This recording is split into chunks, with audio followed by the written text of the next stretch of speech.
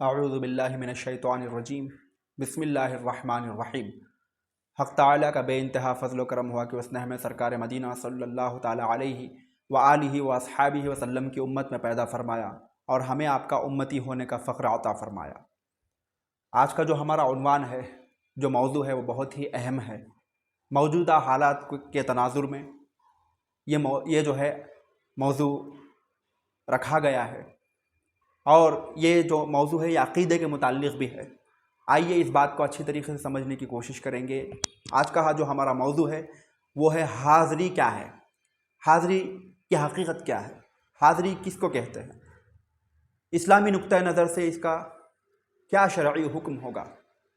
تو یاد رکھیں، حاضری جو ہوتی ہے وہ جنات لوگوں کا یہ خیال ہے کہ کوئی جن جو ہے داخل ہو گیا ہے جسم کے اندر، یا کوئی بزرگ کی روح جو ہے کسی کے اندر حلول کر چکی ہے، یا جن حلول کر چکا ہے۔ حلول کا مطلب ہے اس کے اندر کسی جسم کے اندر سمو جانا، اس کا مطلب حاضری ہے۔ یہ لوگ سمجھ رہے ہیں۔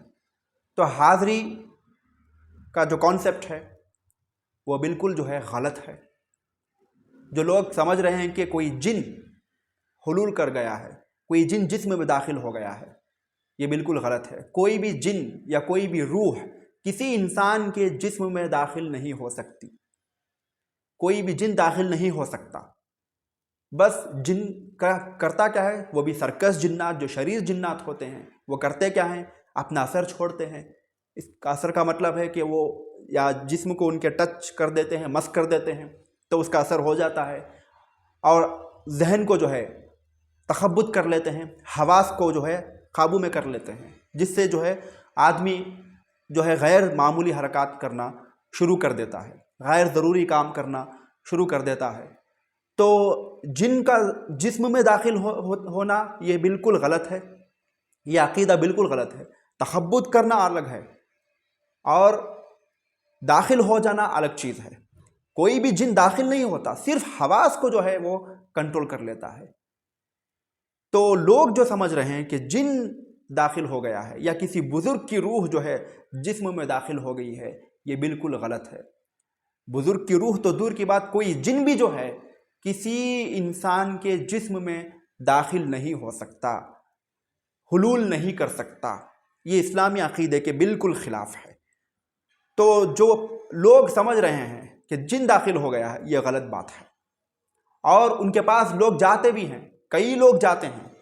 اکثر و بیشتر لوگوں کو دیکھا گیا ہے کہ جہاں پر حاضری ہو رہی ہے، جھنڈوں کے پاس یا گھروں میں لوگ جو ہے اپنی دکانیں سجائے بیٹھے ہیں، حاضری کر رہے ہیں، اور لوگ ان کے پاس جاتے ہیں اور مستقبل کے متعلق سوالات کرتے ہیں۔ شادی کا مسئلہ آ گیا تو اس کے متعلق پوچھتے ہیں کہ یہ کر سکتے ہیں یا نہیں کر سکتے۔ فیوچر کے متعلق جاننے کی کوشش کرتے ہیں، اپنے پریشانیوں کا حل تلاش کرنے کی کوشش کرتے ہیں۔ یاد رکھیے، اسلامی نقطہ نظر سے یہ بات بالکل غلط ہے، اور قرآن یہ کہتا ہے کہ جنات کو علم غیب نہیں ہے۔ کوئی بھی جن غیب کی خبر نہیں دے سکتا۔ جو یہ عقیدہ رکھے کہ جنات غیب کی خبر دیتے ہیں یا علم غیب رکھتے ہیں، تو وہ بندہ جو ہے دائرہ اسلام سے خارج ہو جائے گا، وہ مسلمان ہی نہیں رہے گا۔ کیونکہ قرآن کہتا ہے سورہ سبا میں آیت نمبر 14، اس میں جو ہے واضح طور پر جو ہے یہ کہا گیا ہے کہ جنات کو جو ہے مستقبل کی خبر نہیں ہے۔ سلیمان علیہ السلام کا تذکرہ کرتے ہوئے اللہ تعالیٰ کہتا ہے کہ جب سلیمان علیہ السلام تعمیر کروا رہے تھے مسجد اقصیٰ کو، تو جنات کام میں لگے ہوئے تھے۔ سلیمان علیہ السلام عصا لے کر ہاتھ میں کھڑے ہوئے تھے، اسی وقت ان کا وصال ہو جاتا ہے، لیکن جنات کو پتہ نہیں چلتا کہ ان کا وصال ہو چکا ہے۔ 1 سال کا عرصہ گزر جاتا ہے۔ جب دمک چڑھتی ہے اس عصے کے اوپر، تو عصا جو ہے کمزور ہو کر گر جاتا ہے، تو سلیمان علیہ السلام جو ہے زمین پر آ جاتے ہیں۔ تب جو ہے جنات کو پتہ چلتا ہے کہ حضرت کا وصال ہو گیا ہے، سلیمان علیہ السلام کا وصال ہو گیا ہے۔ تو اس بات سے قرآن نے یہ بات بالکل واضح طور پر کہہ دیا، اس بات سے یہ بات ثابت ہو گئی کہ جنات کو غیب کا علم نہیں ہے۔ اگر ہوتا تو وہ جان لیتے کہ سلیمان علیہ السلام جو ہیں وصال کر چکے ہیں، وصال فرما چکے ہیں۔ تو قرآن کہتا ہے کہ ان کو علم غیب نہیں، لیکن لوگ کہہ رہے ہیں، لوگ سمجھ رہے ہیں کہ ان کو علم غیب ہے، اور ان کے پاس جا کر اپنے مسائل کا حل تلاش کر رہے ہیں۔ تو یہ سرکس جنات ہوتے ہیں، شریر جنات ہوتے ہیں، جو لوگوں کو آ کر جو ہے ورغلاتے ہیں، اور جو ہے گمراہی کی طرف جو ہے ان کو دعوت دیتے ہیں، گمراہی کی طرف جو ہے ان کو جو ہے بلاتے ہیں۔ لوگوں کو سمجھنا چاہیے کہ اسلام کا عقیدہ کیا ہے۔ ایک سچا مسلمان ہے، ایک سچا مومن ہے، تو اس کو سیکھنا چاہیے، یہ جاننا چاہیے کہ یہ صحیح عقیدہ کیا ہے۔ کوئی بھی جن، کوئی بھی روح جسم میں داخل نہیں ہوتے، اور کوئی بھی جن جو ہے مستقبل کی خبر نہیں دیتا، اور صرف اتنا ہوتا ہے کہ ہمزاد کی مدد سے جو ہے جنات جو ہیں ماضی کی خبر لے کر لوگوں کو کہہ دیتے ہیں۔ جب انسان پیدا ہوتا ہے تو اس کے ساتھ جو ہے ایک فرشتہ بھی پیدا ہوتا ہے اور ایک ہمزاد بھی پیدا ہوتا ہے، جس کو شیطان بھی کہتے ہیں۔ تو وہ جن کی مدد سے، اس شیطان کی مدد سے، اس جن کی مدد سے یہ دوسرا جن جو ہے خبر لے لیتا ہے ماضی کی اور لوگوں کو کہتا ہے۔ لوگ سمجھتے ہیں کہ یہ سب کچھ جانتے ہیں اور مستقبل کی خبر بھی دے سکتے ہیں۔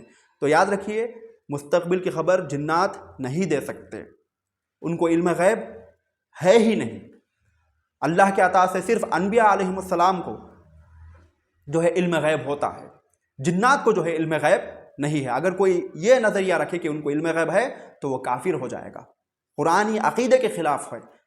اگر ان کے پاس جائیں گے سوالات لے کر، مسائل لے کر، تو گنہگار ہوں گے، یہ حرام ہے۔